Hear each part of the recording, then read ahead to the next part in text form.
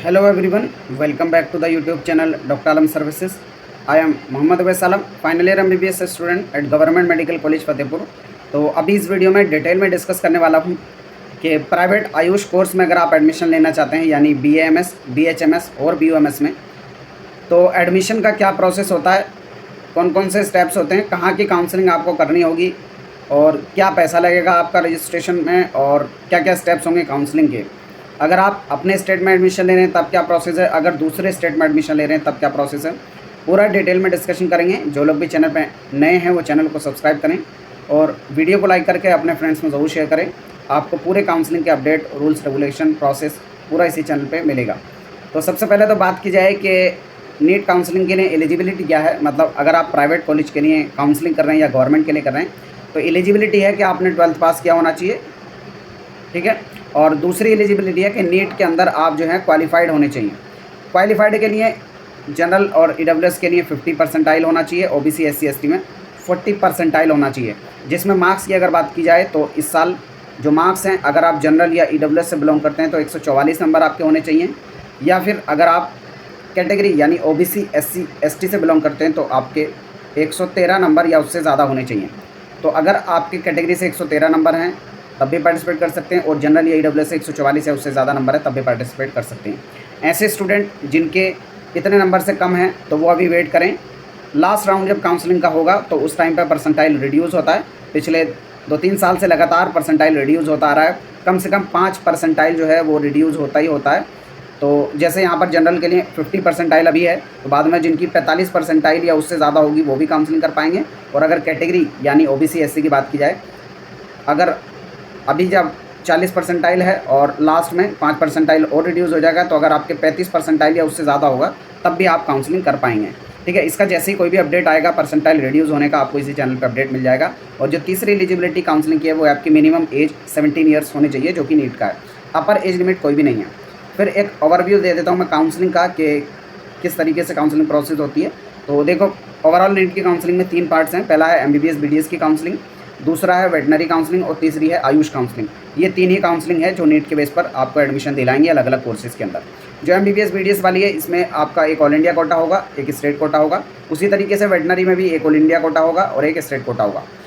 Same तरीके से अगर आप BMS BHMS या BOMS में एडमिशन लेना चाहते हैं तो आपके पास है आयुष काउंसलिंग, जिसमें आपके पास 2 कोटा रहते हैं। एक है ऑल इंडिया कोटा काउंसलिंग और दूसरी है स्टेट कोटा काउंसलिंग। तो सबसे पहले तो मैं बता दूं ऑल इंडिया कोटा काउंसलिंग में किसको जाना है, स्टेट कोटा में किसको जाना है। स्टूडेंट को काफ़ी कन्फ्यूजन रहता है कि अगर वो गवर्नमेंट कॉलेज में लेना चाहते हैं तो कहाँ काउंसलिंग करें, प्राइवेट में लेना चाहते हैं तो कहाँ करें, सेमी गवर्नमेंट में लेना चाहते हैं तो कहाँ करें। तो सबसे पहले देखो, ऑल इंडिया कोटा में अगर आपको गवर्नमेंट कॉलेज में एडमिशन लेना है तो ऑल इंडिया कोटा की जितने भी पूरे इंडिया में कॉलेजेस हैं उनकी 15% सीट्स ऑल इंडिया कोटा में जाती हैं। और जितनी डीम्ड यूनिवर्सिटी हैं, डीम्ड यूनिवर्सिटी के लिए 100% सीट्स का एडमिशन ऑल इंडिया कोटा से होता है। डीम्ड यूनिवर्सिटी होती क्या है, ये प्राइवेट कॉलेजेस की तरह होती हैं, बस इसमें ये होता है कि ऑल इंडिया कोटा के अंदर में आती हैं। मतलब ये सेंट्रल गवर्नमेंट के अंडर में आती हैं। सेम प्राइवेट की तरह बहुत कम कट ऑफ रहती है, फीस काफ़ी ज़्यादा होती है, एकदम प्राइवेट की तरह आप मान सकते हैं डीम्ड यूनिवर्सिटीज़ को। बाकी 100% सीट्स पर जो एम्स के हैं उस पर भी ऑल इंडिया कोटा से होगा। सेंट्रल यूनिवर्सिटी या नेशनल इंस्टीट्यूट्स हैं, जैसे BMS BHMS में स्पेशली अगर बात की जाए तो BHU का हो गया, BAMS अलीगढ़ मुस्लिम यूनिवर्सिटी का हो गया, BMS national institute of Ayurveda NIA Jaipur हो गया, ITRA जामनगर हो गया। तो इन सब की जो 100% सीट्स हैं, जो भी सेंट्रल इंस्टीट्यूट्स या नेशनल इंस्टीट्यूट्स या फिर सेंट्रल यूनिवर्सिटीज़ हैं, उन सब की 100% सीट्स पर एडमिशन ऑल इंडिया कोटा से होगा। और जो सेमी गवर्नमेंट की 15% सीट्स हैं आयुष कोर्सेज़ के अंदर, उन पर भी एडमिशन ऑल इंडिया कोटा से ही होता है। ये चीज़ आप ध्यान रखें। फिर आता है स्टेट कोटा। तो मेनली आपको स्टेट कोटा पे ध्यान देना है अगर आप प्राइवेट आयुष कोर्स में एडमिशन लेना चाहते हैं। तो हर एक स्टेट की अपनी अलग अलग काउंसलिंग होगी। जैसे यूपी के अंदर यूपी आयुष काउंसलिंग होगी, बिहार के अंदर बिहार आयुष काउंसलिंग होगी, उत्तराखंड के अंदर उत्तराखंड आयुष काउंसलिंग होगी, मध्य प्रदेश के अंदर मध्य प्रदेश आयुष काउंसलिंग होगी। तो हर एक स्टेट की अपनी अलग स्टेट काउंसलिंग होती है। उस स्टेट काउंसलिंग के अंदर किस किस को पार्टिसिपेट करना है, तो 85% जो गवर्नमेंट की सीट्स हैं, यानी उस स्टेट के अंदर जितने भी गवर्नमेंट कॉलेजेस हैं, चाहे BMS BHMS या BOMS के, उसकी जो 85% सीट्स है उस पर एडमिशन स्टेट कोटा से होगा। ऑलरेडी मैंने बताया था 15% ऑल इंडिया में चला गया, बाकी जो बची हुई 85% सीट्स हैं गवर्नमेंट की वो स्टेट कोटा से भरी जाएंगी। एक चीज़ ध्यान रखें, अगर गवर्नमेंट सीट्स की बात की जाए 85% स्टेट कोटा के अंदर, तो इसमें आपको डोमिसाइल की ज़रूरत है। डोमिसाइल आपको दिखाना पड़ेगा कि मैं इस स्टेट का रेसिडेंट हूँ, यानी जिस स्टेट की काउंसलिंग है सिर्फ उसी स्टेट के स्टूडेंट गवर्नमेंट सीट्स के लिए एलिजिबल हैं। जबकि ऑल इंडिया कोटा में कोई भी डोमिसाइल की ज़रूरत नहीं है, आप कहीं से भी पार्टिसिपेट कर सकते हैं। फिर सेमी गवर्नमेंट अगर किसी स्टेट के अंदर है, जैसे महाराष्ट्र के अंदर सेमी गवर्नमेंट कॉलेजेस हैं, राजस्थान में हैं, तो इस तरीके से जहाँ पर सेमी गवर्नमेंट कॉलेजेस हैं वहाँ पर 85% जो सेमी गवर्नमेंट की सीट्स हैं वो स्टेट कोटा से भरी जाएंगी। इसमें भी डोमिसाइल की ज़रूरत है। फिर बात आती है 100% जो प्राइवेट की सीट्स हैं, तो किसी भी स्टेट में कोई भी प्राइवेट कॉलेज है उसकी 100% सीट किससे भरी जाएंगी? स्टेट कोटा से। अब इसमें दो तरीके से डिस्ट्रीब्यूशन होता है। जो टोटल 100% प्राइवेट की सीट्स हैं, इसमें 15% जो है वो ऑल इंडिया कोटा की सीट्स रहेंगी और 85% जो है वो स्टेट कोटा की सीट्स रहेंगी। ये थोड़ा देखो सही से समझो, मैंने क्या कहा? स्टेट काउंसलिंग से भरी जाएंगी। तो काउंसलिंग तो स्टेट अथॉरिटी ही कराएगी 100% सीट्स पर एडमिशन प्राइवेट कॉलेज के अंदर, लेकिन उसकी भी जो 15% सीट्स हैं वो रिजर्व्ड हैं ऑल इंडिया कोटा के लिए। ऑल इंडिया कोटा यानी अगर आप दूसरे स्टेट के रहने वाले हैं और किसी दूसरे स्टेट में प्राइवेट BAMS, BHMS या BUMS में एडमिशन लेना चाहते हैं, तब आपको उस स्टेट की काउंसलिंग करनी होगी और उसकी जो 15% सीट्स हैं वो आपके लिए रिजर्व हैं। बाकी जो 85% सीट्स हैं वो उसी स्टेट के स्टूडेंट के लिए हैं। जैसे एग्जांपल के तौर पर बताता हूँ, कोई स्टूडेंट है मध्य प्रदेश, महाराष्ट्र या बिहार, किसी भी स्टेट का रहने वाला है और वो यूपी में आकर BAMS प्राइवेट कॉलेज में एडमिशन लेना चाहता है, BAMS या BHMS या BUMS, यहाँ पर मैं एग्जाम्पल लेकर बता रहा हूँ। अगर आप प्राइवेट आयुष कोर्सेज में एडमिशन लेना चाहते हैं यूपी के अंदर, किसी दूसरे स्टेट के रहने वाले हैं, कहीं के भी हो सकते हैं, तब आप आकर एडमिशन जो लेंगे तो कहाँ की काउंसलिंग करनी पड़ेगी आपको? यूपी आयुष काउंसलिंग आपको करनी पड़ेगी। ठीक है, यूपी आयुष काउंसलिंग करेंगे, आपको ये पता चल गया। तो जिस स्टेट में आपको प्राइवेट आयुष कोर्स लेना है उसी स्टेट की काउंसलिंग करनी होगी। अगर आप उत्तराखंड में आयुष कोर्स लेना चाहते हैं प्राइवेट, तो आपको उत्तराखंड आयुष काउंसलिंग करनी होगी। जैसे वहाँ पर पतंजलि कॉलेज है, काफ़ी नामी प्राइवेट। तो इसी तरीके से हर एक स्टेट का रहता है। तो जिस भी स्टेट में प्राइवेट कोर्स आपको लेना है उसी स्टेट की काउंसलिंग करनी होगी।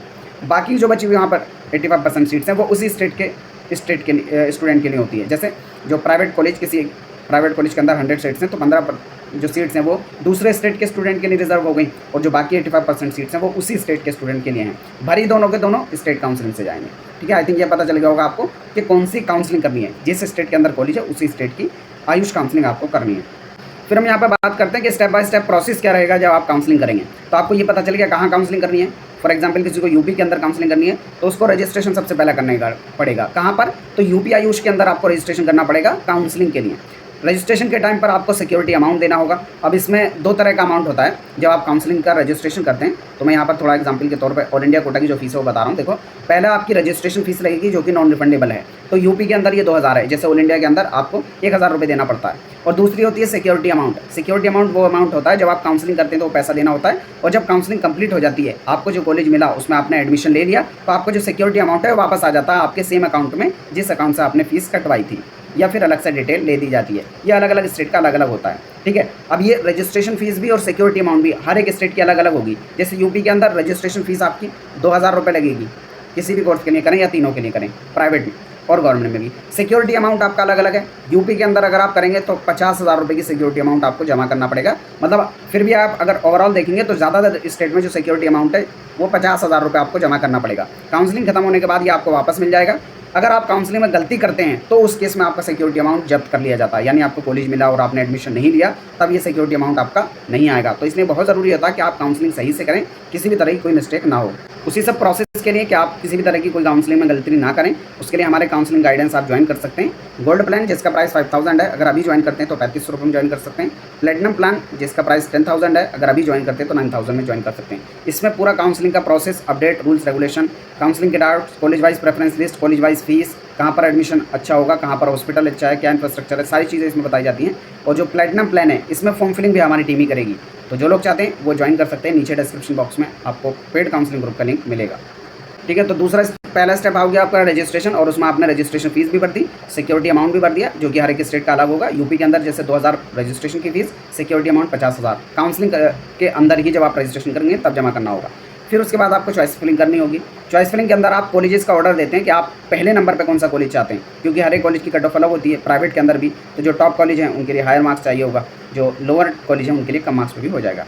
फिर उसके बाद आपका सीट अलॉटमेंट होता है, रिजल्ट आएगा, आपको जो भी कॉलेज मिला है आपको उसमें जाके एडमिशन लेना पड़ेगा। जो भी कॉलेज मिला है आप या तो उसमें कॉलेज में एडमिशन लेके उसी के साथ कंटिन्यू कर सकते हैं कि मुझे उसी में पढ़ना है, या फिर आप चाहते हैं कि उससे अच्छा कॉलेज के लिए काउंसलिंग और करें तो आप अपग्रेडेशन में जा सकते हैं, या फिर जो कॉलेज मिला आप उसको डिनाई कर सकते हैं कि उसमें एडमिशन आपको नहीं लेना, तो आप दूसरे राउंड में काउंसलिंग में पार्टिसिपेट कर सकते हैं।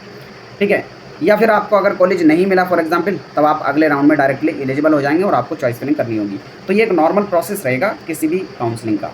अब हर एक स्टेट के अंदर अलग अलग कॉलेजेस हैं, उनका क्या फ़ीस स्ट्रक्चर है, कौन से अच्छे कॉलेज हैं, कहाँ पर एडमिशन लेना चाहिए, ये सारी इन्फॉर्मेशन अगर आपको डिटेल में चाहिए तो आप पेड काउंसलिंग ज्वाइन कर सकते हैं। आपको ओवरऑल प्रोसेस पता चल गया कैसे काउंसलिंग करनी है। कोई भी डाउट हो, क्वेरी हो, नीचे कमेंट बॉक्स में बता सकते हैं। मिलते हैं नेक्स्ट वीडियो में, तब तक के लिए थैंक यू।